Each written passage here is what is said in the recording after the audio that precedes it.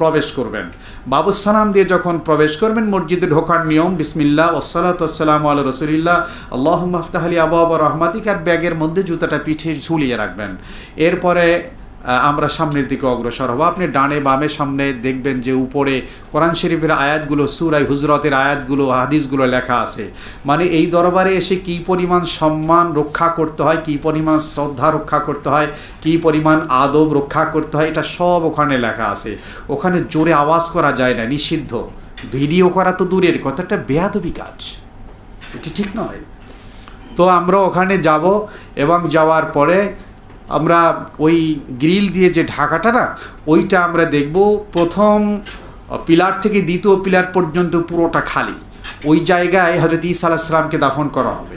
এরপর দ্বিতীয় পিলার থেকে তৃতীয় পিলার পর্যন্ত 3টি কবর। প্রথম কবরটি হচ্ছে হযরতে রাসূল করিম সাল্লাল্লাহু আলাইহি ওয়াসাল্লামের কবর, এবং দেখবেন যে একটা থালার মতো ওখানে আরবিতে লেখা আছে মুহাম্মাদুর হিনা মুহাম্মাদুর রাসূলুল্লাহ সাল্লাল্লাহু আলাইহি ওয়াসাল্লাম।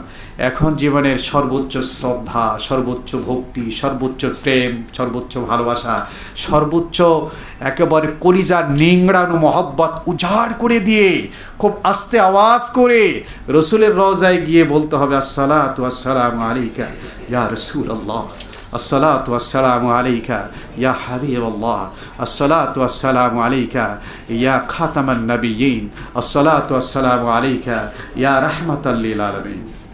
এভাবে করে আমরা সালামটা দেব। কেননা আপনি আর আমি যে সালামটা দিচ্ছি, রাসূলুল্লাহ কবরের ভেতর থেকে সে সালামটি শুনছেন, জবাব দিচ্ছেন। আপনি এর আগে শুনেছেন কেউ যদি রসুলের রওজায় গিয়ে সালাম দেয়, রসুল তার সালামের জবাব দেন, এবং সঙ্গে সঙ্গে আপনার আমার উপর 10টি রহমত নাজিল হলো, 10টি গুনাহ মাফ হলো, 10টি মর্যাদা উন্নীত হলো। এবং রসুলের রওজায় গিয়ে যারা সালাম দিলেন, রসুল বলেন সে ফাঁকা আন্নামা জারানি ফি হায়াতি, সেজন্য আমাকে জীবদ্দশায় এসে সালাম করলো। নবী করিম সাল্লাল্লাহু আলাইহি ওয়াসাল্লাম বললেন মান যারা কাবরি ওয়াজাবাত লাহু শাফাআত, যে আমার কবরে এসে জিয়ারত করলো, সালাম দিল, ওই ব্যক্তিকে সুপারিশ করে জান্নাতে পৌঁছানো আমার জন্য ওয়াজিব হয়ে যায়, আমাকে ওয়াজিব হয়ে যায়। এই জন্য ওখানে দেখবেন হাতিকে কেউ ঢিল মারলে কিছু বলে না, কিন্তু হাতির বাচ্চাকে কেউ ঢিল মারলেও কিন্তু ছাড়ে না। ও সর্বশক্তি ব্যয় করে দৌড়িয়ে ওকে ধরে আর সুট দিয়ে পেঁচিয়ে আছাড় মারে। এই জন্য কাবা শরীফে আমরা অনেক কিছু করলেও সেটা এক জিনিস, কিন্তু মদিনা ওরা এসে কোনো রকম বেয়াদবি করা যাবে না। খুব সেন্সিটিভ জায়গা, খুবই স্পর্শকাতর জায়গা, এটা আল্লাহ ছাড় দেনই না। এইটা দোষ, ওইটা দোষ, এইটা নাই ওইটা নাই, কিচ্ছু বলা যাবে না মদিনাতে। একজনে খালি দোষ ধরে, মদিনের এইটা খারাপ ওইটা খারাপ। রাসূলুল্লাহ স্বপ্নের ভেতরে এসে বলেন তুমি মদিনা থেকে চলে যাও। নবী করিম সাল্লাল্লাহু আলাইহি ওয়াসাল্লাম বলেছেন যারা মদিনার শরীফের রওজা জিয়ারত করলেন, মদিনায় গেলেন, কোনো দোষ ধরলেন না, এই লোকটা যদি কমপ্লিট করে চলে আসতে পারে, আদব রক্ষা করে আসতে পারে, ফাআনা শাহীদুল্লাহ, আমি কিয়ামতের ময়দানে তার জান্নাতে যাওয়ার জন্য সাক্ষী হয়ে যাব, সুপারিশ করে হয়ে যাব, শফিউল্লাহ, আমি তার সুপারিশকারী হয়ে যাব। এই জন্য খুব সাবধান থাকতে হবে। তাহলে জিয়ারত হয়ে গেল। এরপরে আমাদের ওখানে রিয়াজুল জান্নায় জিয়ারতের একটা প্রসঙ্গ আছে। রিয়াজুল জান্নাহ মা বাইনা বাইতি ওয়া মিম্বারি রাউদাতুম মিন রিয়াজিল জান্নাহ। রাসূলুল্লাহ সাল্লাল্লাহু আলাইহি ওয়াসাল্লাম যেখানে ঘুমিয়ে আছেন ওইটা মূলত হযরতে আয়েশা রাদিয়াল্লাহু তাআলা আনহার ঘর। আর আমরা যেখানে দাঁড়িয়ে সালাম করি বা করব, ওইটা হচ্ছে হযরতে হাফসা রাদিয়াল্লাহু তাআলা আনহার ঘর, ওখানে ছিল। নবী করিম সাল্লাল্লাহু আলাইহি ওয়াসাল্লাম যখন ইন্তেকাল করেন, উম্মুল মুমিনিন আয়েশা রাদিয়াল্লাহু তাআলা আনহার এই কোলের মধ্যেই রাসূল ছিলেন। মাথাটা সঙ্গে রসুলের থুতনি নেমে লেগে যাচ্ছিল। রসুলের প্রচণ্ড যন্ত্রণা, অস্থির হয়ে গেলেন, মৃত্যুর সমস্ত ছাপগুলো তার মধ্যে ফুটে উঠল। রাসূলুল্লাহ সাল্লাল্লাহু আলাইহি ওয়াসাল্লাম ইন্তেকাল করলেন। নবীদের নিয়ম হলো যেখানে ইন্তেকাল করেন সেখানেই দাফন করতে হয়, তাই রসুলকে ওখানে দাফন করা হয়েছে। রসুলের যেখানে দাফন করা হয়েছে ওটা মূলত রসুলের ঘর, আয়েশার ঘর, আয়েশার হুজরা ওটা। তো নবী বলছেন মা বাইনা বাইতি ওয়া মিম্বারি রাউদাতুম মিন রিয়াজিল জান্নাহ, আমার ঘর এবং মসজিদের নবাবী মেম্বার, জুমার দিনে খতিব সাহেবরা মেম্বারে দাঁড়িয়ে খুতবা দেন না, ওই মেম্বার, এর মাঝখানের জায়গাটুকু হলো জান্নাতের টুকরা। ইমাম মালিক রাহিমাহুল্লাহ তিনি বলেন এইটা জান্নাতের টুকরার মানে কি? মানে হলো এটাকে আল্লাহ তাআলা হাসরের আগে এটাকে সংরক্ষণ করে জান্নাতে নিয়ে যাবেন। এটা হলো জান্নাতের টুকরা। যাদের কপালটা ওই জান্নাতের টুকরায় লেগে গেল, ওই কপাল তো আশা করা যায় না ওটা জাহান্নামে যাবে। ওটা তো জান্নাতের কপাল, কারণ সে জান্নাতের টুকরা সেজদা করেছে না। জান্নাতের টুকরা ওখানে সেজদা করার জন্য আগ্রহ থাকতে হবে। মানুষ মরিয়া পাগল থাকে ওখানে 2 রাকাত নামাজ পড়ার জন্য। আমরাও ইনশাআল্লাহ নিয়ত করি, ঢোকার পরে ইনশাআল্লাহ সুযোগ পাবো 2 রাকাত দুখুলুল মসজিদ পড়ব। হ্যাঁ, এই যে পর্বটা এটা কি মাইনলি সবাইকে একসাথে তরফ থেকে করা হবে? আমরা সব একসঙ্গে করব, আমাদের নিজস্ব এটা কোনো আলাদা কোনো অ্যারেঞ্জমেন্টের দরকার কিচ্ছু নেই, শুধু ধারণা দেওয়া। যদি কেউ দলছুট হয়ে যায় তাহলে সে যেন করতে পারে। আমাদের টোটাল একটি ধারণা দেওয়া যে আমাদের দলে যদি না থাকি তাহলে যেন আমার হজ এবং ওমরা কোনো রকম সমস্যা যাতে না হয়। আপনি যেন আরও 10 জনকে গাইড করতে পারেন, শুধু নিজের হজ না, আরও 10 জনকে হজ করাতে পারেন। এই উদ্দেশ্যেই এই প্রোগ্রামগুলো করা। মেহেদি যখন নিজে লাগায়, অন্যকে বেটে দেয়, তখন নিজের হাতে লাগে। নিয়ত যদি করি যে আরও 10 জনকে শিখাবো, আমারটা এমনিটি হয়ে যাবে। তো ইনশাআল্লাহ আমরা কি করব, এখানে গেলাম, এরপরে সালাম করলাম, রসুলের রওজায় সালাম করলাম। রসুলের রওজায় সালাম নিজেরটা দেওয়ার পরে এখন ধরেন আপনার ছেলে মেয়ে ভাই বোন আত্মীয় স্বজন পাড়া প্রতিবেশী বন্ধু বান্ধব কলিগ অনেকে বলছে আমার সালামটা একটু পৌঁছাই দেন। তখন কী করবেন, আগে নিজের সালামটা দিলেন, এরপর রসুলের রওজায় দাঁড়িয়ে খুব শ্রদ্ধা করে বলবেন, হে নবী, আমার মাধ্যমে আপনাকে যারা সালাম দিয়েছেন সকলের পক্ষ থেকে আপনার প্রতি সালাম, আসসালাতু আসসালামু আলাইকা ইয়া রাসূলুল্লাহ। আর কেউ যদি আপনাকে সালাম দেয় যে আমার সালামটা পৌঁছে দেবেন, তারা বলবেন ভাই একটু দাঁড়ান, আপনি বলুন আসসালাতু আসসালামু আলাইকা ইয়া রাসূলুল্লাহ, এইটা পৌঁছায় দেবেন। শুধু বলবেন সালামটা পৌঁছাই দেন এরকম না, তাকে বলবেন আপনি বলুন আসসালাতু আসসালামু আলাইকা ইয়া রাসূলুল্লাহ, এটাকে আমি পৌঁছায় দেবো। আচ্ছা, এইভাবে করে আমরা দিলাম। এরপরে আমরা সামনে গেলাম, সামনে গিয়ে হযরত আবু বকর রাদিয়াল্লাহু তাআলা আনহু কবর, হে রসুলের প্রধান খলিফা আপনার উপরে সালাম। এরপরে বলবো হে রসুলের দ্বিতীয় খলিফা হযরত ওমর আপনার উপরে সালাম। এভাবে করে আমরা সালাম দিয়ে বেরিয়ে আসবো। ওখানে কিন্তু দাঁড়াতে দেবে না, পুলিশটা থাকে। দেখবেন যে একেবারে যদি কাছে দাঁড়াতে পারেন ভালো, অথবা পর্দা দেওয়া থাকে, পুলিশটা ওখানে বলবে, ভলান্টিয়ার যারা আছে তারা বলবে হার রেখ ইয়া, আপনি সরে যান, তাড়াতাড়ি করুন, ওখানে দাঁড়াতে দেয় না। এই জন্য ওখানে একেবারে দাঁড়িয়ে মোনাজাত করবেন এরকম না, মোনাজাত করার দরকার ওখানে নেই। আপনি শুধু সালামটা করে বেরিয়ে আসুন। এরপরে রওজা শরীফকে পেছনে রেখে, কাবা শরীফকে সামনে রেখে আপনি এবার দোয়া করুন, রাসূলুল্লাহ সাল্লাল্লাহু আলাইহি ওয়াসাল্লামের ওসিলা দিয়ে আপনি দোয়া করুন, ইনশাআল্লাহ আপনার দোয়া কবুল হয়ে যাবে। এখন মেয়েরা কিভাবে করবে, মেয়েদের জন্য সংরক্ষিত গেট আছে, ওই গেটের মধ্যে পুরুষ ঢোকার কোনো সুযোগ নেই, ওখানে তারা ঢুকবেন। ঢোকার পরে অন্তত 2-3 ঘন্টার সময় মিনিমাম হাতে রাখবেন। রাখার পরে তাদেরকেও, পুরুষকেও যেরকমের একটু দাঁড়াবে, একটু সামনে আগুনের উপরে দাঁড় করিয়ে দেওয়া হবে, আবার সামনে খোলা হবে, আবার সুযোগ দেওয়া হবে। মেয়েদের জন্য এরকম ভেতরে লোকজন আছে, তারা এইভাবে 2-3 ঘন্টা সময় হাতে নিয়ে এই রাসূলুল্লাহ সাল্লাল্লাহু আলাইহি ওয়াসাল্লামের রওজা জিয়ারতের জন্য তারা চলে যাবেন। এভাবে করে তারা সেইভাবে সালাম করতে পারবেন। এখন আমাদের হলো রিয়াজুল জান্নায় নামাজ পড়ার বিষয়টি কি।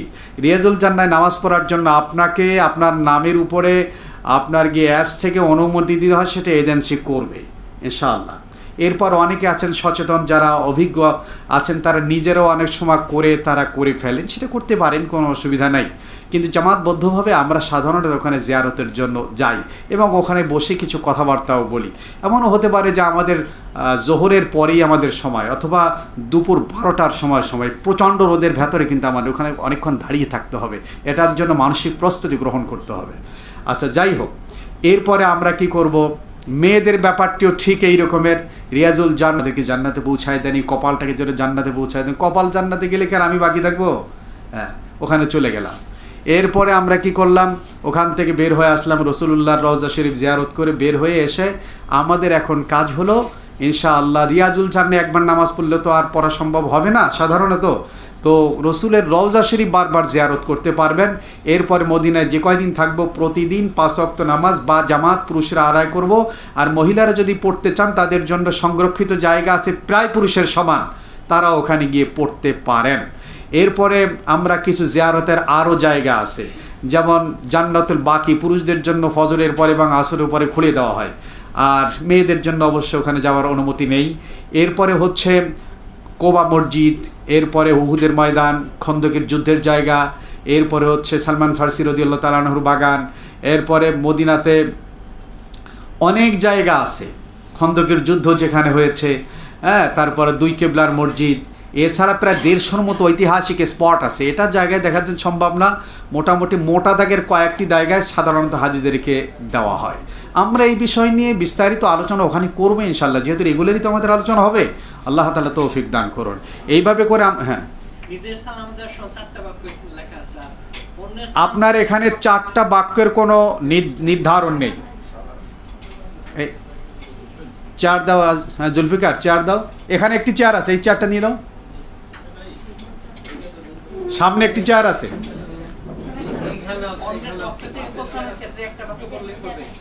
শুধুমাত্র একবারও যদি বলেন আসসালাতু আসসালামু আলাইকা ইয়া রাসূলুল্লাহ, আপনার যতগুলো সম্বোধন জানা আছে সবটা দিবেন, আর যদি না পারেন অন্তত একটি দিবেন, বাস সালামটা হয়ে গেল।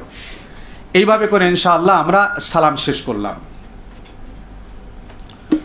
আচ্ছা, এখন আমাদের যে কাজটি, আমরা ওখানে মদিনায় থাকবো, 40 ওয়াক্ত নামাজ পড়বো। হাদিস আপনারা শুনেছেন, 40 ওয়াক্ত নামাজ পড়লে মুনাফিকের দপ্তর থেকে নামটাকে কেটে দেওয়া হয়, জাহান্নাম থেকে নামটা কেটে দেওয়া হয়।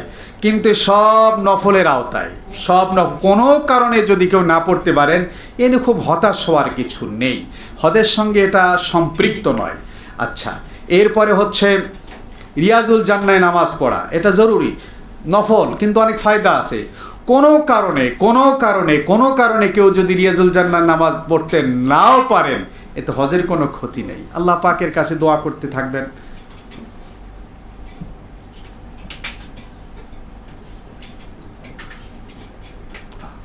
আরেকটি কথা হলো যে অনেক সময় হাজিদের, ধরেন একজন হাজির অনেক লোকজন মক্কায় থাকে, মদিনায় থাকে, তখন করে, এটা প্রাসঙ্গিক আলোচনা, এটা অন্যের জন্য ক্ষতি না হয় সেজন্য, যে অনেক লোক ওই রুমের ভেতরে আসেন, আসলে পরে ধরুন আপনার কোনো মেহমান আসছে বা আমার কোনো মেহমান আসছে, উনি রেগুলার আসতেছেন, কিন্তু পাশের হাজিজন উনি বিরক্ত হচ্ছেন, এটা আমার অনুভব করা উচিত।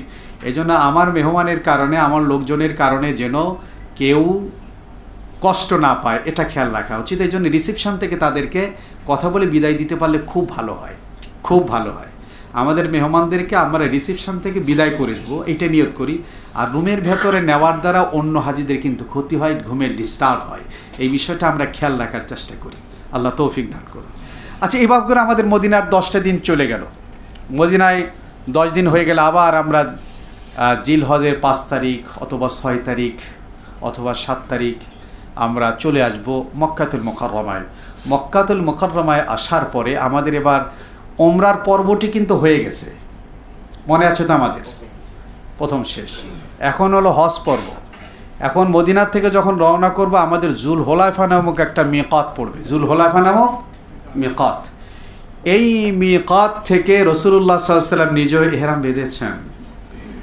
বীর আলী বলা হয়। হয়তো 20 মিনিটের মতো গাড়ি চালালেই মদিনার থেকে আমরা চলে আসতে পারবো। আমরা মদিনার থেকে রওনা করার সময় ওই পূর্বের মতো খৌর কার্যগুলো সম্পন্ন করব। এরপরে আমরা উত্তম রূপে গোসল করব, আমরা ইহরামের কাপড়টি পরিধান করব। এখন নিয়ত এখানে করব না, আমরা চলে আসব সবাই জুল হুলাইফার মসজিদে।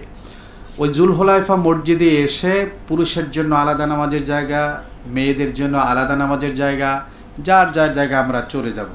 চারোদিকে বাস আর বাস থাকবে, খুব ভিড় থাকবে। এজন্য দলছুট হওয়া যাবে না, কিন্তু দলছুট হলেই বিপদ।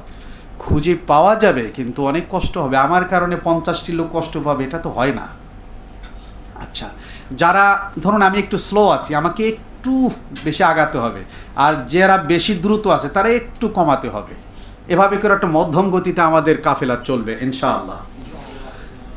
সুবিধা অসুবিধা হতে পারে, নিজেরা রাগারাগি করে, একজন আর একজনকে দোষাদোষি করে, এগুলো ঠিক না, না করতে পারলেই ভালো হয়। সফর তো কয়েকদিন, এরপরে তো যার যার চলে আসবো, কেউ কারোর সঙ্গে দেখা হবে না। তো আমার আচরণ দ্বারা যেন কেউ কষ্ট না পায়, এটা খুব খেয়াল রাখা উচিত। আল্লাহ তৌফিক দান করেন। এভাবে করে আমরা যে কাজটি করব সেটা হলো জুল হুলাইফা থেকে এবার ওই আগের মতো 2 রাকাত নামাজ পড়ব। এরপরে ওখানে যদি ফরজ রক্ত হয় ফরজ পড়ে ফেললাম। এরপরে আমরা কি করব, নিয়ত করব, হে আল্লাহ আমি হজের নিয়ত করছি। কিসের নিয়ত? আগে বলছিলাম কি, এবার বলবো হজের নিয়ত করছি। আপনি আমার হজ কবুল করেন, সহজ করেন। হয়ে গেল লব্বাইক আল্লাহুম্মা লব্বাইক, লব্বাইক লা শারীকা লাক লব্বাইক, ইন্নাল হামদা ওয়ান নি'মাতা লাক ওয়াল মুলক লা শারীকা লাক। এবার হজের নিয়ত করলাম।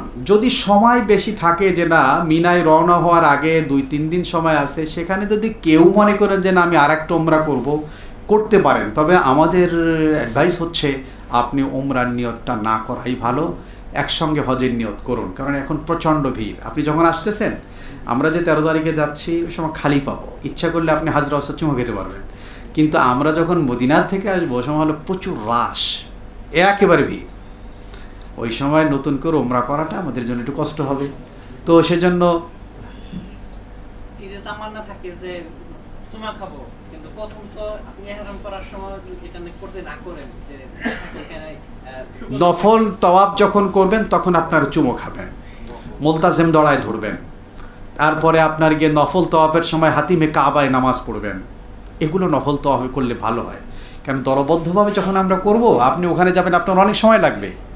এই জন্য প্রথম তওয়াফটা হয়ে যাক, এরপরে আপনি ওত পেতে থাকবেন।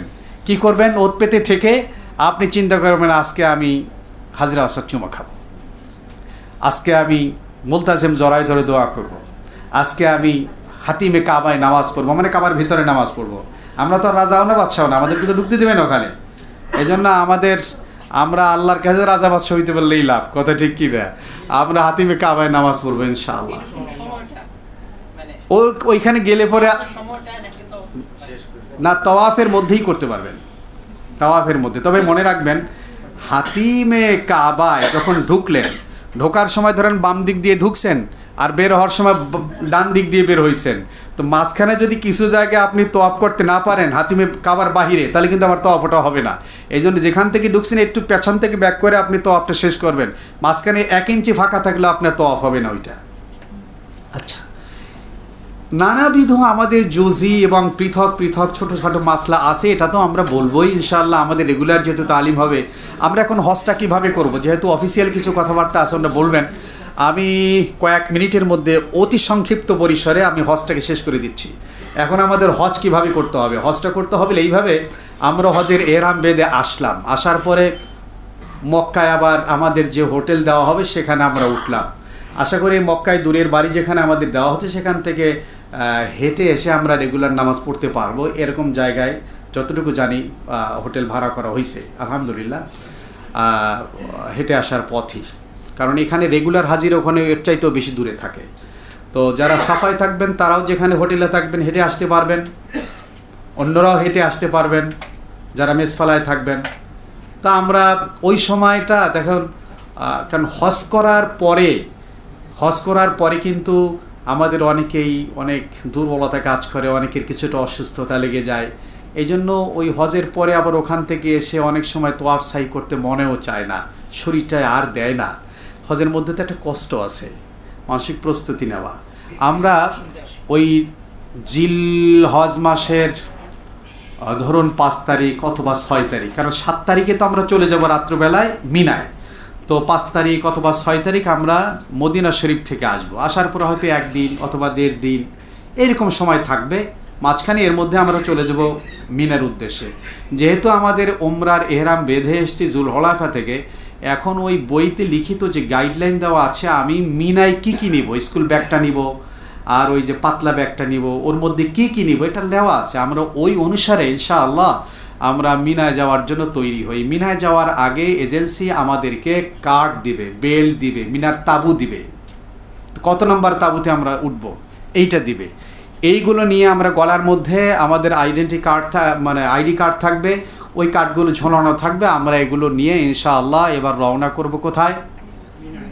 মিনার উদ্দেশ্যে। মিনায় যাওয়ার সময় আপনাকে বলা হবে হাজী সাহেব আপনাকে রাত 10টায় ইনশাআল্লাহ নেওয়া হবে, কিন্তু আপনাকে 10টায় বলা হলো, ওই গাড়ি হয়তো রাত 10টা না, পরের দিন সকাল 10টা আসতে পারে, এত ভিড় থাকে। আবার 10টায় বলছে 10টাও আসতে পারে। ওইখানে যে আপনি ধরে রাখবেন যে আপনি বললেন 10টায়, জাহাঙ্গীর সাহেব রেজালাত সাহেব হুজুর বললেন 10টায় আসবে, এখন তো আসলো না, তো কথাটা ঠিক হইল না। আরে ভাই, এখানে কেউ কথা ঠিক রাখতে পারবে না। আপনি দেখছেন যে এটা তো বাংলাদেশ না যে মানে চিফা চাপার মধ্যে গাড়ি ঢুকাই দেওয়া যায়, তা না। আপনি দেখছেন যে আপনার গাড়িটা ওইটা ঘুরে আসতে 3 ঘন্টা লাগছে, ও লাইন মতো আসতে হবে, আর গাড়ি ওখানে উঠাইতেও প্যাসেঞ্জার উঠাতে দেবে না। সব হোটেলের মধ্যে রাখবেন, আমরা যে হোটেলে উঠবো ওই হোটেলেই রাখবেন, ইনশাআল্লাহ হোটেলের মধ্যে কোনো রকমের চুরি হওয়ার সম্ভাবনা নাই, আলহামদুলিল্লাহ।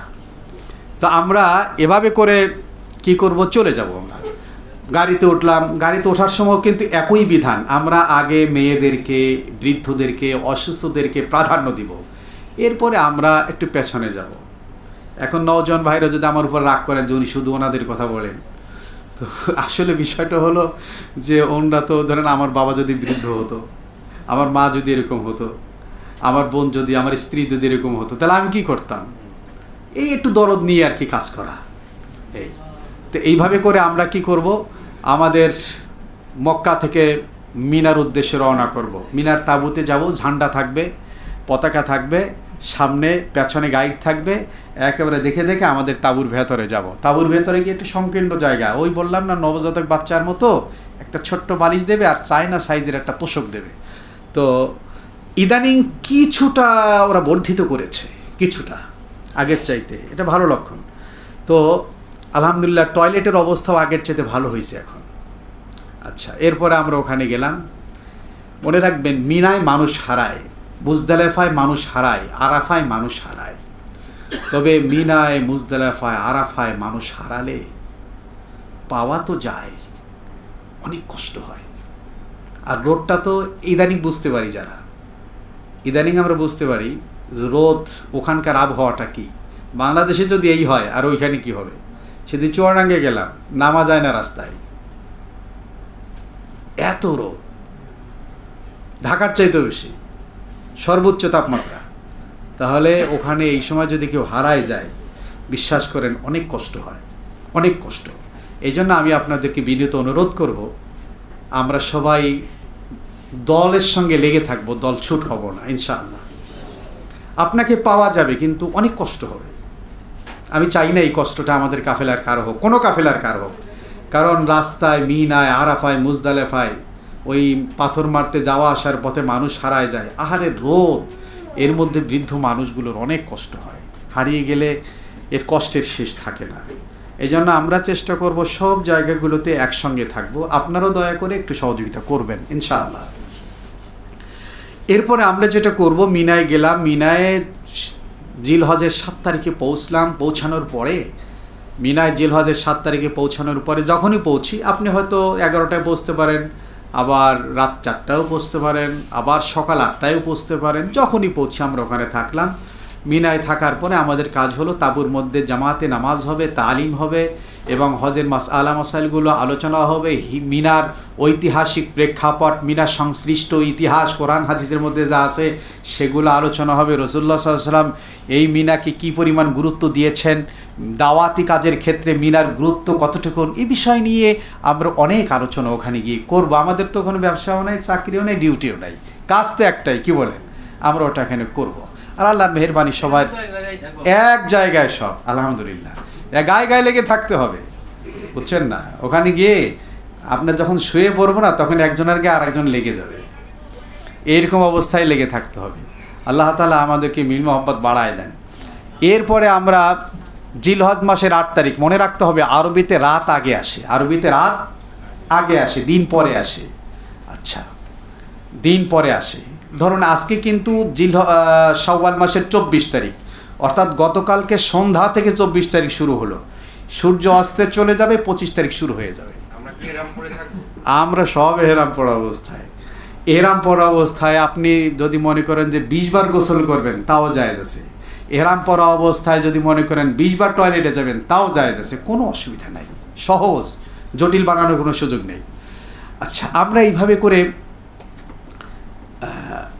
পুরুষরা যদি মনে করে যে গোসলের সময় গামছা পরে গোসল করে এহরামের কাপড়টি পরবেন, সেটাও জায়েজ আছে। এহরামের কাপড় ভেজানো, তাও জায়েজ আছে, কোনো অসুবিধা নেই, স্বাভাবিকভাবে চলব।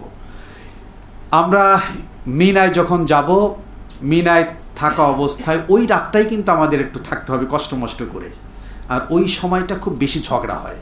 তা আমরা তো আগেই নিয়ত করে রাখলাম যে টোটাল সফরের মধ্যে কোনো ঝগড়া করব না, তাতে আমাদের তো আর কোনো টেনশন নাই, কি বলেন? আল্লাহ তৌফিক দান করেন। ওইখানে আমরা 5 ওয়াক্ত নামাজ জামাতের সাথে পড়ব। মেয়েরা তাদের তাঁবুর মধ্যে নামাজ যার যার পড়ে নেবেন, আমরা পাশাপাশি থাকবো, মেয়েরা আমাদের পাশেই থাকবে, আমরাও পাশে থাকবো। অনেকে মনে করেন যে আমার স্ত্রী যেখানে আছে আমি পাশের সিটটায় থাকবো, এইটা দরকার নাই ওখানে গিয়া। আলহামদুলিল্লাহ, অনেকে এই নিয়ে খুব ভেজাল হয়। আমি বলে দিলাম যদিও একটু ভিন্ন রকম কথা, আল্লাহ আমাদেরকে হেফাজত করেন। কিন্তু ওখানে তো সবাই আছে তাঁবুর মধ্যে, কি বলেন? আচ্ছা, কিছুক্ষণের জন্য আমরা এটা করব, আল্লাহ পাক তৌফিক দান করেন।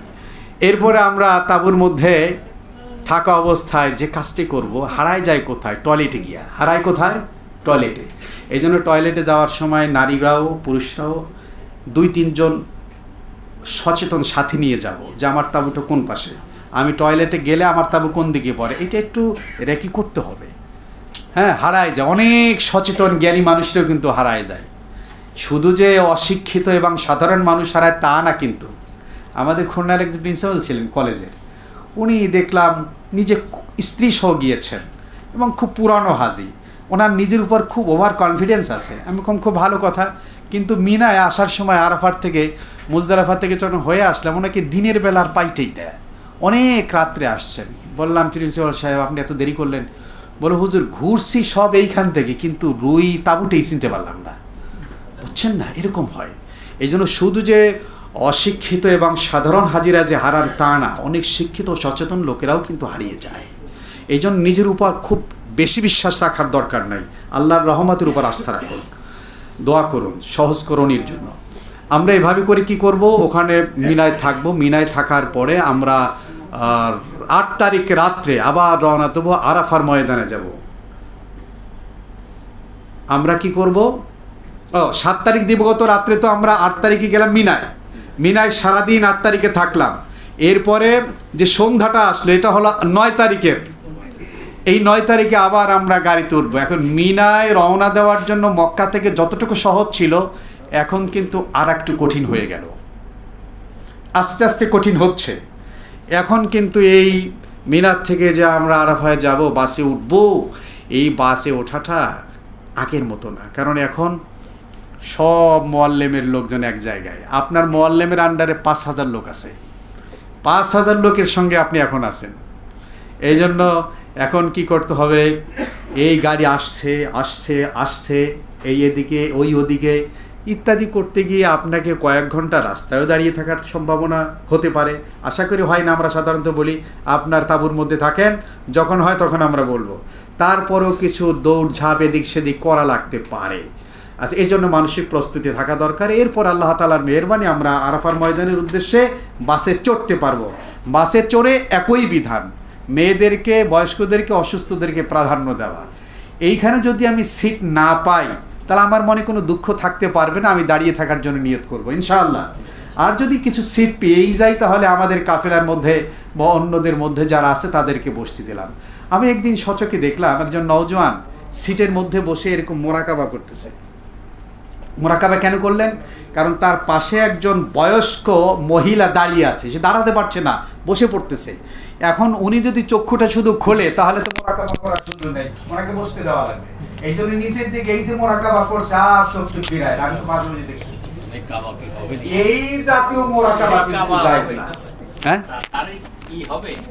না হস্ত হবে বটেই, হস্ত হবে। এটা বললাম আমাদের ভেতরে যেন মানবিকতা জাগ্রত হয়, পরিস্থিতি এমন হয়। এইখানে কিন্তু কোনো মোরাকাবা করা যাবে না, কি বলেন? ইনশাআল্লাহ এখানে আমাদেরকে ওই বিষয়টাকে প্রাধান্য দিতে হবে। আল্লাহ তৌফিক দান করেন। বাসের মধ্যে, তাঁবুর মধ্যে সব নাম্বার থাকবে, আরবিতে থাকবে। নাম্বার থাকবে না কেন? ইংরেজি কিছু থাকবে, থাকবে কিছু। আচ্ছা, তাঁবুর ওই যে ইগুলো খাম্বাগুলো আছে ওখানে থাকবে, আর মূল তাঁবুর মধ্যে, তাঁবুর কার্ডের মধ্যে ইংরেজি থাকবে না। আচ্ছা, যাই হোক, তারপরেও এখন তো সায়েন্স টেকনোলজির যুগ, একেবারে যারা বিভিন্ন রকমের আপনার কি প্রযুক্তি ব্যবহার করেন, মোবাইল দিয়েও তারা করতে পারেন, কোনো অসুবিধা নেই। আচ্ছা, এরপরে আমরা কি করলাম? মিনার থেকে আমরা আরাফার ময়দানে রওনা করলাম। তাহলে একটা কথা হলো এই যে আমরা যারা সিটে বসবো তারা মোরাকাবা করব না ইনশাআল্লাহ। এই জায়গাটা আমরা মোরাকাবা করা বা ত্যাগ করাটা আমাদের জন্য উচিত হবে, আল্লাহ খুশি হবেন। এরপরে আমরা কোথায় যাব? আরাফার ময়দান। আরাফায় যাওয়া যদি আপনি ডিরেক্ট চলে যেতে পারেন অল্প সময় লাগবে, কিন্তু অধিকাংশ ড্রাইভার রাস্তা ভুল করবে। ভুল যদি না করে এটা অস্বাভাবিক, ভুল যদি করে এটা স্বাভাবিক। আপনি রাস্তায় যদি হারিয়ে যান এটা স্বাভাবিক, যদি না হারান এটা অস্বাভাবিক। এটাই নিয়ম, হারায় মানুষ। যিনি হারিয়ে গিয়েছেন তিনি যে অনেক ক্ষতিকাজ, অনেক বড় অপরাধ করেছেন তা না, এটা স্বাভাবিক, হারায়, অসুবিধার কিছু নাই, হারিয়ে যেতেই পারে। তবে হতাশ হওয়ার কিছু নেই, ভয়ের কিছু নেই। পর্যায়ক্রমে সব কাজগুলো আমাদের করতে হবে, হারিয়ে যেন আমি বসে না থাকি, আমার ধারাবাহিক স্রোতের সাথে আমার কাজগুলোকে করে ফেলতে হবে, এটাই নিয়ম। আমরা এবার চললাম কোথায়? আরাফার ময়দানে গিয়ে নামবো। যদি রাস্তায় ড্রাইভার ভুলে যায় তাহলে 2-3 ঘন্টা দেরিও হতে পারে, আর যদি ড্রেক চলে যেতে পারে তাহলে খুব অল্প সময়ের মধ্যে আমরা আরাফার ময়দানে পৌঁছে যাব। আরাফার ময়দানে রাস্তায় যখন পৌঁছলাম খুব ভালো কথা, যদি রাত্রে পৌঁছাতে না পারি দিনে পৌঁছলাম তাও ভালো কথা।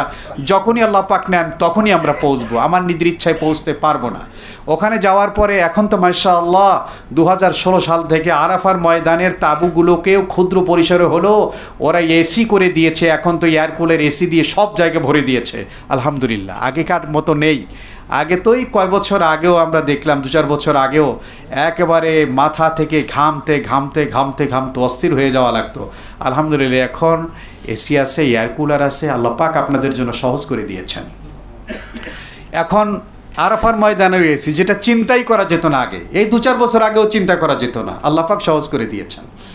এইভাবে করে আমরা আরাফার ময়দানে থাকবো, মেয়েদেরকে আলাদা করে দেবো, পুরুষদেরকে আলাদা করে দেবো। আমরা ওর মধ্যে চাদর নেওয়ার কথা লিখে দিয়েছি। কেন চাদর নিতে হবে? চাদর নিতে হবে এই কারণে, এক তো বিছাতে হবে, আর একটা হলো যে নারী আর পুরুষ আমরা আরাফার ময়দানে আলাদা থাকবো না, আমরা এক জায়গায় থাকবো, কিন্তু মাঝখানে আমরা পর্দা টেনে দেবো।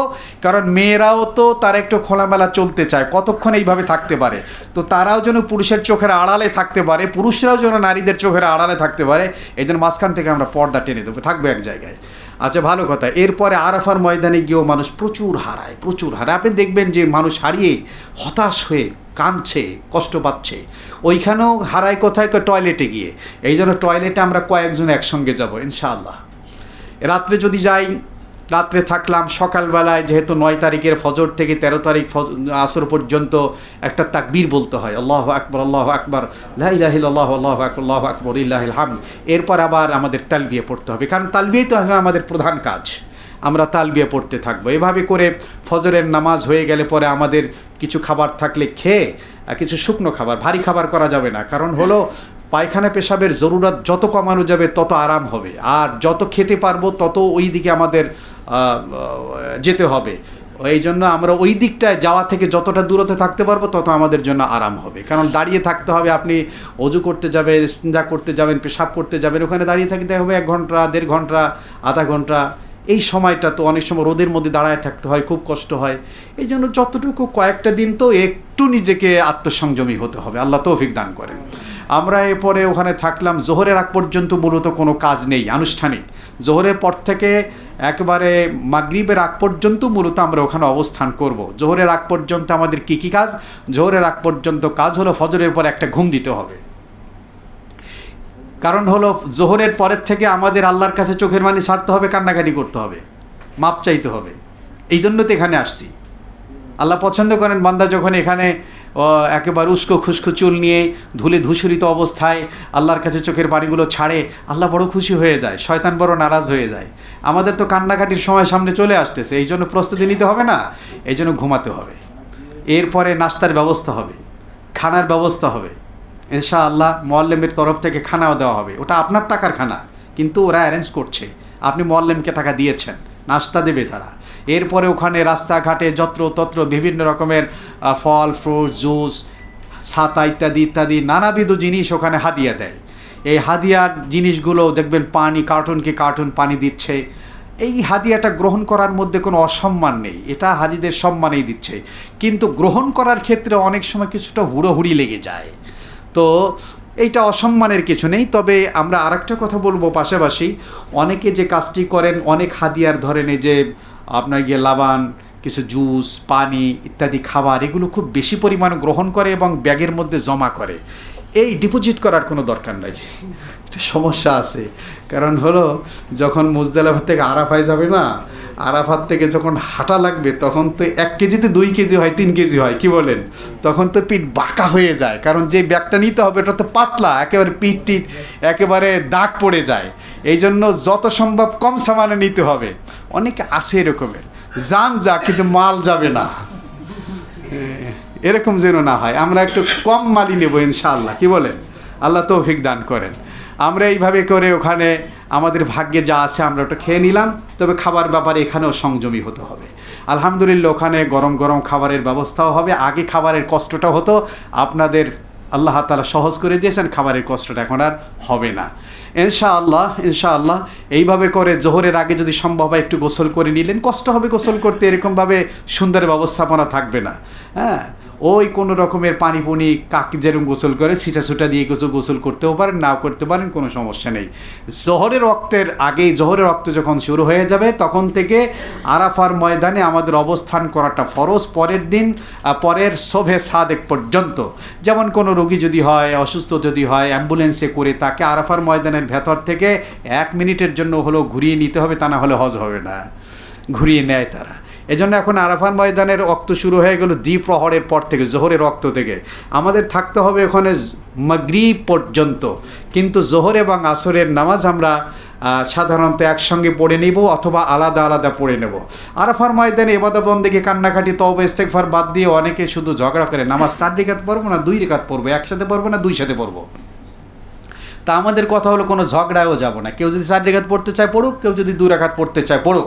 আমরা এই মাসলাগুলোর বিস্তারিত আলোচনা করব। তবে আমরা চেষ্টা করব জোহর এবং আসর ওটা যদি এরকমেরই হয়, আবু ইউসুফ রাহিমাহুল্লাহ ওনার মতে 2 ওয়াক্ত নামাজ একসঙ্গে পড়ার অনেকেই এটাকে বেশি প্রাধান্য দিচ্ছেন। সেই হিসেবে আমরা যদি এমন হয় আমরা 2 ওয়াক্তের নামাজ একসঙ্গে পড়ব। যদি আমরা মুসাফির হই তাহলে আমরা কসর করব, যদি মুসাফির না হই তাহলে আমরা কসর করব না। মক্কায় প্রবেশ করার পর থেকে, মদিনার থেকে এসে মক্কায় প্রবেশ করার পর থেকে হজ সম্পন্ন করে মিনা, আরাফা, মুজদালিফা হয়ে মক্কা ত্যাগ করা পর্যন্ত যদি আমরা মক্কা শরীফে মিনা, আরাফা, মুজদালিফা মিলিয়ে 14 দিন পর্যন্ত অবস্থান করি তাহলে আমরা মুসাফির। যদি 15 দিন বা ততোর্ধ্ব আমরা সময় ওখানে অবস্থান করি তাহলে আমরা মুকিম। এটা হলো একটা মোটা দাগের মাসআলা। এরপরে আরও কথা আছে, সেটা আমরা আলোচনা করে নেব ইনশাআল্লাহ। কিন্তু আমরা নামাজ নিয়েও কোনো ঝগড়া করব না ইনশাআল্লাহ। আমাদের কাফেলার মধ্যে যেহেতু ওলামায়ে কেরাম থাকবেন, আলহামদুলিল্লাহ আমরা সেই অনুপাতেই আমাদের হজটাকে সম্পন্ন করব। আমাদের এখন কাজ হলো বেশি বেশি তওবা করা, বেশি বেশি দোয়া করা। আর এখানে কাজ হলো ধরেন লা ইলাহা ইল্লাল্লাহু ওয়াহদাহু লা শারীকা লাহু লাহুল মুলকু ওয়া লাহুল হামদু ওয়া আলা কুল্লি শাইইন কাদির। এটা তওয়াফেরও দোয়া, সাইরও দোয়া, মিনারও দোয়া, আরাফারও দোয়া।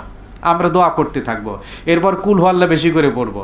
ধরুন 100 বার লা ইলাহা ইল্লাল্লাহু ওয়াহদাহু লা শারীকা লাহু লাহুল মুলকু ওয়া লাহুল হামদু ওয়া আলা কুল্লি শাইইন কাদির। আমাদের সবার সঙ্গে একটা তাসবিহ থাকতে হবে, কিন্তু একটা করে তসবিহ থাকতে হবে। আমরা 100 বার এই দোয়ার কালেমা তাওহীদ পড়লাম, এরপর 100 বার কুল হু আল্লাহ পড়লাম, 100 বার দুরূদ শরীফ পড়লাম, 100 বার সুবহানাল্লাহ, 100 বার আলহামদুলিল্লাহ, 100 বার আল্লাহু আকবার, 100 বার লা ইলাহা ইল্লাল্লাহ, 100 বার লা হাওলা ওয়ালা কুওয়াতা ইল্লা বিল্লাহ, আস্তাগফিরুল্লাহ আল্লাযী লা ইলাহা ইল্লা হুয়াল হাইয়ুল কাইয়্যুম ওয়া আতুবু ইলাইহি, লা হাওলা ওয়ালা কুওয়াতা ইল্লা বিল্লাহ। এই যে দোয়াগুলো আছে এগুলো 100 বার পরে বইয়ের মধ্যে বিস্তারিত লেখা আছে এবং ওখানে আমরা ইনশাআল্লাহ এই আমলগুলো সম্মিলিতভাবে করব। আল্লাহ তাআলা তৌফিক দান করুন। এরপর একটা ওখানে দোয়া হবে, দোয়ার আগে কিছু বয়ান হবে ইনশাআল্লাহ। ওখানে আমাদের যত পানি আছে চোখের আমরা সব ছেড়ে দেওয়ার জন্য চেষ্টা করব। আল্লাহ তাআলা তৌফিক দান করেন। আরাফার ময়দান থেকে গোনা নিয়ে আমরা ত্যাগ করতে চাই না, গোনা মুক্ত হয়েই ত্যাগ করতে চাই ইনশাআল্লাহ।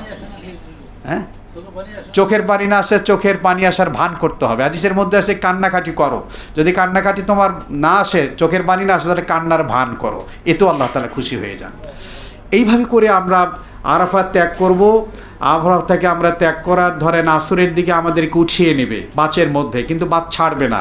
ওখানে গিয়ে 2টো গ্রুপ হবে। আমাদের মধ্যে একটা গ্রুপ চলে আসবে হেঁটে, আর একটা গ্রুপ আসবে বাচের মধ্যে। যারা হেঁটে আসবেন তারা তাড়াতাড়ি চলে আসতে পারবেন, কারণ 2 ঘন্টার মধ্যে আশা করা যায়, 2.5 ঘন্টার মধ্যে, 2.25 ঘন্টার মধ্যে, 2.25 ঘন্টার মধ্যে তারা হেঁটে হেঁটে চলে আসতে পারবেন। একেবারে প্যাডেস্টাইন হয়ে তরিকুল মুসাদ, একটাই রাস্তা।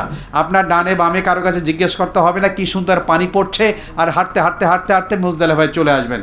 আমরা সাধারণত কিং ফয়সাল ব্রিজ, ওখানে মুজদালিফার আর মিনার মাঝখানে একটা ব্রিজ আছে যেটাকে বলা হয় ফয়সাল ব্রিজ, এরপরে হচ্ছে আবদুল্লাহ ব্রিজ, এরপরে হচ্ছে কিং খালিদ ব্রিজ। আমরা ফয়সাল ব্রিজের কাছাকাছি সীমান্তবর্তী এলাকায় মিনার কাছাকাছি আমরা এখানে অবস্থান সাধারণত করি। আমরা যারা বাসে যাব তারাও ওখানে একত্রিত হব, যারা হেঁটে আসি তারাও একত্রিত হব। এক জায়গায় আমরা জমা হয়ে ওখানে মাগরিবের নামাজ এবং এশার নামাজ, সেটা 10টা হোক, 11টা হোক, 12টা হোক, 2টো হোক, 3টে হোক, আমরা ওখানে নামাজ দু ওয়াক্তের নামাজ একসঙ্গে পড়ে নেব। মেয়ের আলাদা পড়বেন, পুরুষের আলাদা আমরা পড়ে নেব। এরপরে ওখানে 70টি পাথর কুড়িয়ে নিব। এরপরে ইনশাআল্লাহ যা আল্লাহ তাআলা ব্যাগের মধ্যে রাখেন কিছু খেয়ে দিয়ে নিলাম। এরপরে ইনশাআল্লাহ আমরা কি করব, থাকবো, ফজরের নামাজ পড়ব। ফজরের নামাজের পরে ইনশাআল্লাহ আমাদের ব্যাগ কিন্তু বড় বানানো যাবে না। আগে তো আমরা মিনার তাঁবুতে চলে আসতাম, 1-2 ঘন্টা 3 ঘন্টা ঘুমিয়ে এরপরে পাথর মারতে যেতাম, কারণ অনেক রুগী থাকে। কিন্তু এখনকার সিস্টেমটা এমন করছে যে আপনার ব্যাগ করার কোনো সুযোগ নাই, তাঁবুতে যাওয়ার সুযোগ নাই। রাস্তা এমনভাবে করে দিয়েছে আপনাকে জামারা থেকে পাথর মেরে আসতে হবে। এই জন্য বড় যদি ব্যাগ থাকে তাহলে সেনাবাহিনীর লোকেরা ব্যাগ রেখে দেয়, পুলিশ ব্যাগ রেখে দেয়। আমরা ব্যাগ ছোট রাখবো, খুব ছোট ব্যাগ রাখবো। এই ব্যাগটা একেবারে কাঁধের মধ্যে ঝুলিয়ে নিয়ে আমরা ইনশাল্লাহ পাথর মারতে যাব। 70টি পাথর আমরা কুড়ালাম। এই পাথর ধোয়া খুব জরুরি কিছু না, ধোয়ার দরকার নেই, মারবো পাথর শয়তানকে, ধোয়ার কি আছে এখানে। তো আমরা ইনশাল্লাহ 7টা পাথরকে নিয়ে প্রথম ছোট শয়তান, মেজো শয়তান, মেজো শয়তানকে ক্রস করে মক্কার দিকে সর্বশেষ বড় শয়তান, ওইখানে গিয়ে আমরা পাথর মারবো। এই যে ছোট্ট চনাবুটের মতো পাথর যেটা থাকবে, এইটা আঙ্গুল দিয়ে ধরে বিসমিল্লাহ আল্লাহু আকবার, বিসমিল্লাহ আল্লাহু আকবার, বিসমিল্লাহ আল্লাহু আকবার, বিসমিল্লাহ আল্লাহু আকবার, এইভাবে মারতে থাকবো। আমরা একটা কৌশল করে সবাই মিলে যেখানে প্রথম শুরু হয় ওখানে মারি না, একটু ঘুরে এসে মারি, সব যেন একেবারে ওই ওয়ালের পাশে দাঁড়িয়ে পাথর মারতে পারেন। শুধু একটু মারলেই হবে, এরকম জোরে না যে ওই যে মাঝখানে যে পিলারটা আছে ওইটা আবার ছিটকে ব্যাক করে, এরকম যেন না হয়। আবার অনেকে দেখা যায় যে মারতে মারতে মারতে মারতে জুতাও মারে, বুঝছেন না। এটা একদিক দিয়ে ভালো, মানে তার ক্ষোভ যন্ত্রণা এটা খুব বেশি। একবার হলো এরকম ঘটনা যে অনেক বছর আগে, আজ থেকে 12-13 বছর আগে হজ করলাম। তো আমরা রাসূলুল্লাহ সাল্লাল্লাহু আলাইহি ওয়াসাল্লামের বাড়ি থেকে যখন আসতেছি, মিরপুরের একজন মহিলা, মানে সে আবেগ আপ্লুত হয়ে আবু জেহেলের প্রতি ঘৃণা কাকে বলে, হুজুর আমার একটু সময় দেন, আমি একটু ওয়াশরুমে যাব। আমি ঘটনা কি কয়, আসলাম যখন আবু জেহেলের বাড়ি, এইখানে কি আমি এমনি যেতে পারি? তো যাই হোক, এটা হচ্ছে ঘৃণা। এটা খুব খারাপ জিনিস সে করে ফেলছে তা না, তবে জুতা মারার দরকার নাই। আগে পাথর মেরে তারপরে জুতা মারুক, পাথরটা মারা হয়ে গেলে এরপর জুতা মারুক, তারা ঘৃণা প্রকাশ করুক। তবে আমরা বলবো পাথর মারার পরে আর জুতা মারাটার দরকার নাই, আমরা এমনি চলে আসবো। কি বলেন? ইনশাআল্লাহ আল্লাহ তৌফিক দান করেন।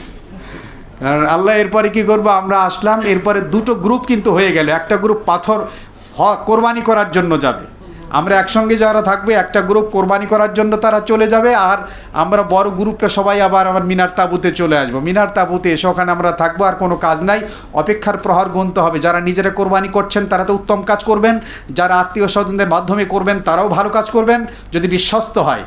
আর যদি মনে করেন এজেন্সির কাউকে দিয়ে আপনি করাতে চান, সেটাও করতে পারেন। ওই কোরবানি কখন হয়ে গেল এই কথাটি আপনার জানতে হবে। নিশ্চিত হওয়ার পরে আপনি কোরবানি করার নিশ্চিত হওয়ার পরে চুল কাটবেন, ওটাও মিনার মধ্যে করতে হবে। কোরবানিও মিনার মধ্যে দিতে হবে, চুলও মিনার মধ্যে করতে হবে, ওই ইসের মধ্যে আপনার হারাম এরিয়ার মধ্যে করতে হবে। এখন কোরবানির টাকা তো যদি আপনি মনে করেন যে এই এজেন্সির লোকজন বিশ্বস্ত, যদি আপনার মন বলে এজেন্সি, তাহলে আপনি তাদেরকে টাকা দিবেন। কারণ এখানে একটা জিনিস হলো, কেউ মিথ্যা কথা বলবে না, এবং আপনার এই নিয়ে কোনো রকমের আলহামদুলিল্লাহ কোনো টাকার খেয়ানত করবে না, এটা নিশ্চিত ইনশাআল্লাহ। কোরবানির খরচ ওইটা তো গভর্নমেন্ট নির্ধারণ করছে বোধহয় 750 টাকা, 750 রিয়াল, টাকা না। তো ইনশাআল্লাহ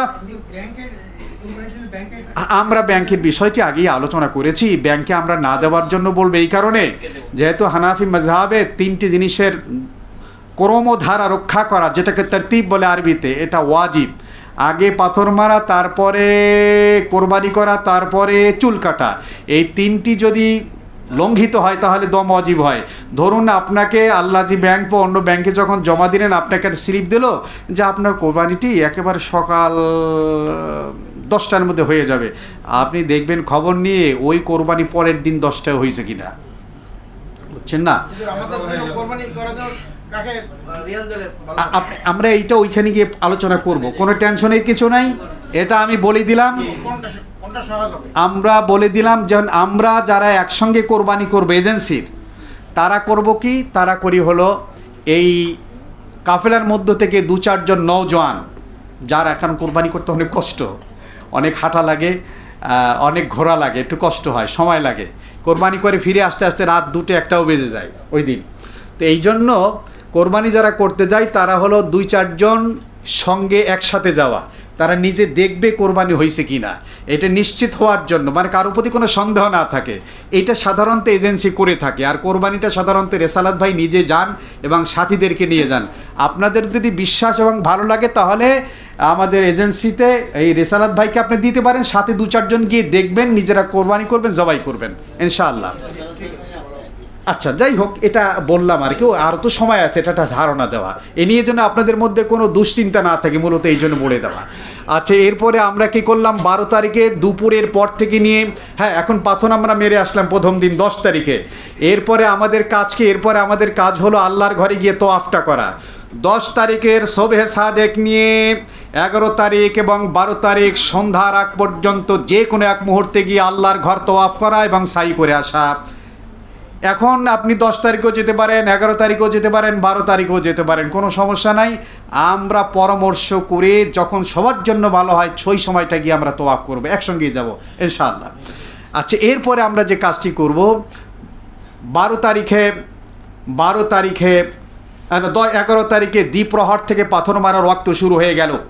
দ্বিপ্রহরের আগে মারলে দম দিতে হবে। দ্বিপ্রহর অর্থাৎ জোহরের ওয়াক্ত যখন শুরু হলো তখন থেকে পাথর মারার ওয়াক্ত শুরু হয়ে গেল। এখন আমরা দিনের বেলায় মারবো, রৌদ্রটা একটু চন পড়ে যাবে তখন আমরা মেরে দেব। এখানে ধরেন রাত্রে পাথর মারা মাকরু, কিন্তু কাফেলার মধ্যে যদি বয়স্ক লোক থাকে, মাজুর থাকে, মেয়েরা থাকে, তাদের জন্য কিন্তু মাকরু না, এবং তাদের সহযোগিতা যারা করবে তাদের জন্য মাকরু না। আমরা ইনশাল্লাহ ঠান্ডা মাথায় ধীর স্থিরভাবে, আমরা কোনো তড়িগড়ি করব না, তাড়াহুড়া করব না, ঠান্ডা মাথায় আমরা কি করব, পাথর মারব। আল্লাহওয়ালাগণ আমাদেরকে শিখিয়েছেন এগুলো, যে হজের সফরটা কিভাবে করতে হয়। আমার নিজের মতো করে আমি না করি, আল্লাহ আমাদের তৌফিক দান করেন। আজকে 11 তারিখে আমরা ছোট শয়তান, মেজো শয়তান, বড় শয়তান, এদেরকে 21টা পাথর মারব। 12 তারিখেও আবার ছোট শয়তান, মেজো শয়তান, বড় শয়তান, 3 শয়তানকে 21টি পাথর মারব। আমাদের 49টি হলো, 21টা থেকে গেল। কেউ যদি 12 তারিখ সন্ধ্যার পরে একেবারে শোভে সাদেক পর্যন্ত মিনায় অবস্থান করে, তার জন্য 13 তারিখে ফজর থেকে নিয়ে সূর্য ডোবার আগ পর্যন্ত পাথর মারা ওয়াজিব। সুতরাং আমরা সাধারণত আগেই চলে আসি, আর মোয়াল্লেম ব্যবস্থাপনাটা এমনই থাকে যেন 12 তারিখের পরে সবাই চলে যায়। ফমান তাআজ্জালা ফি ইয়াওমাইন ফালা ইসমা আলাইহি ওয়া মান তাআখারা ফালা ইসমা আলাইহি।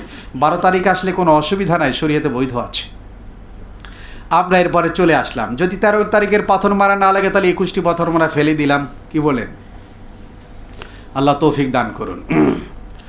তো এইভাবে করে আমরা থাকলাম ওখানে। এরপর মক্কায় আসলাম, আমাদের হোটেলে আসলাম। হোটেলে আসার পরে না, এই যে কয়েকদিন যে দৌড়ঝাঁপ হলো, ঘুমের কোরবানি হলো, খাবার কোরবানি হলো, আমি যে আপনাদেরকে নিষেধাজ্ঞা জারি করলাম টয়লেটে যাওয়া যাবে না, কষ্ট হয়েছে না এতে? আচ্ছা, কষ্ট হয়েছে। এখন কিন্তু একটু রিল্যাক্সে থাকতে হবে, 2টা দিন একটু আরাম করেন, বিশ্রাম করেন। ইসলাম যে কত সুন্দর, আবেগের কোনো জায়গা নাই। ইসলাম পুরোটাই বাস্তবতা, ইসলাম পুরোটাই স্বভাবজাত, ইসলামে কোনো আবেগ অনুভূতির জায়গা নাই।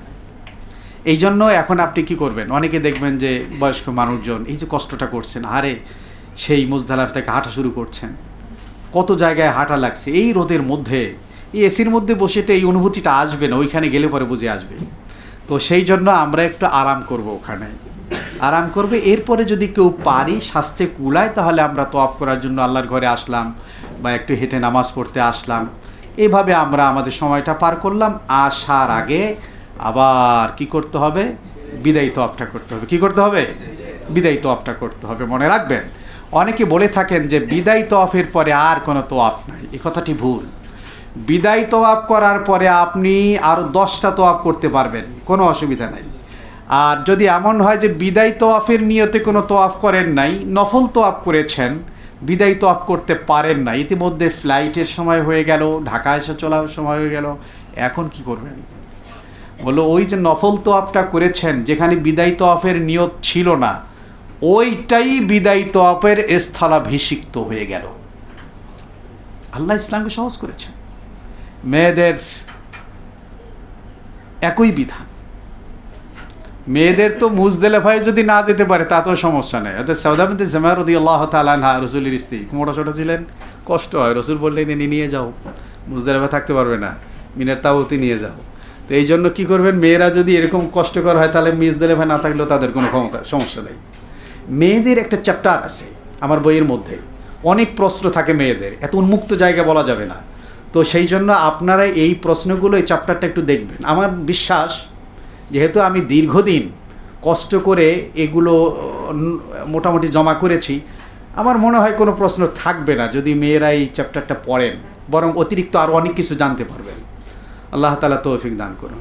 তাহলে আমাদের এখন কি হলো, হজের ফরজ কয়টা? 3টা। হজের ফরজ কয়টা? 3টা। 1 নম্বর হচ্ছে ইহরাম পরা, 2 নম্বর হলো আরাফায় অবস্থান করা, 3 নম্বর হলো ফরজ তওয়াফ করা। এটাকে ফরজ তওয়াফও বলে, তওয়াফে জিয়ারাও বলে। হ্যাঁ, আচ্ছা, তারপরে হলো ওয়াজিব হচ্ছে 6টা। ওয়াজিব কয়টা? 6টা। একটা হলো শুরু করি, যেখান থেকে শুরু হলো, প্রথম শুরু হয় মুজদালিফায় অবস্থান করা, এরপর মিনায় হলো 3টা। তো মুজদালিফা অবস্থান করার পরে মিনায় হলো এসে পাথর মারা, এরপরে হচ্ছে কোরবানি করা, এরপরে হচ্ছে চুল কাটা। ওই মিনায় কিন্তু চুল কাটা নিয়ে খুব টেনশন করবেন না, ওখানে হঠাৎ নাপিত পাওয়া যায়। হঠাৎ নাপিত মানে কি বলো, যে যারা ওখানে আশেপাশে কাজ করে তারা করে কি, কিছু বেলেট টেলেট, কিছু রেজার টাজার কিনে নিয়ে আসে, ওরা ঢুকে যায় কোনো এক ফাঁকে, যদি বেশি কড়াকড়ি না হয়, ঢুকে বিভিন্ন জায়গায় ওরা চুল কাটা শুরু করে, ওদেরকে কিছু টাকা পয়সা দিতে হয়। ওরা কিন্তু আসলে পেশাদার নাপিত না, এই জন্য বলছি হঠাৎ নাপিত। ওরা পাওয়া যায়, ওরা চুল কেটে দেয়, অথবা একজন আরেকজনকে আমরা চুল কেটে দিলাম, অসুবিধা কি আছে? এই তবলিগে যে যারা, এদের খুব এক্সপার্ট, এরা চুল একজনের আরেকজনই কাটিয়ে দেয়। সোজা কামাই ফেললাম আমরা, একজন আরেকজনটা কেটে দিলাম, অসুবিধা কি আছে? কি বলেন? একদিনের জন্য আমরা সবাই হঠাৎ নাপিত হয়ে গেলাম, কেউ কারো দোষারোপ করতে পারবে না। আচ্ছা, তো ইনশাআল্লাহ এটা দোষণীয় না। ওইখানে গিয়ে যদি চুল কারো কেটে দেয়, এটা সওয়াব হয়, এটা দোষণীয় কিছু না, তার ইজ্জত কমে না।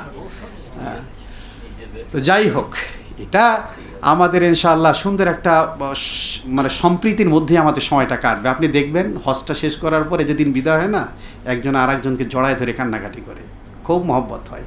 আরাফাতি মহব্বত, মারাত্মক মহব্বত। আমাদের তো সারা বছর হাজিদের দাওয়াত খাওয়া লাগে। এই 23 বছরে কত মানুষের সঙ্গে হজ করেছি, সারা বছরই দাওয়াত খাওয়া লাগে। বিশ্বাস করেন, মহব্বত হয়, কঠিন মহব্বত, অনেক বেশি মহব্বত হয়। আর এই পুরো সফরের মধ্যে আমি সারাক্ষণ দেখবেন কথা বলতেছি, আপনারা বিরক্ত হবেন না তো ইনশাআল্লাহ? আচ্ছা,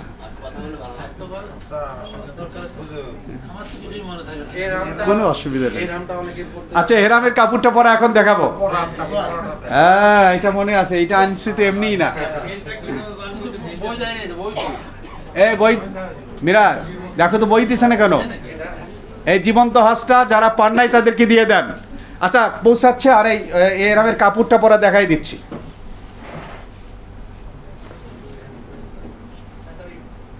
আমি তো একটু খাটো মানুষ, এখান থেকে দেখবেন।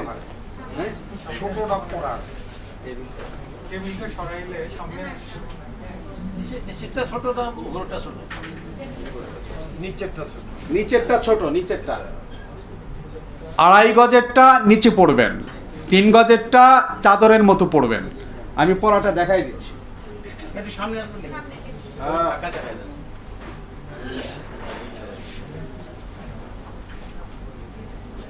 ধরেন এই যে দুটো কোণা আছে না আমাদের, আমার এই হাতটা হলো ডান হাত, কি বলে? ধরেন আপনারও ডান হাত, আপনি নিয়ত করেন। এই যে ডান হাত, এই দুটো কোণা আপনি দেখছেন? জি।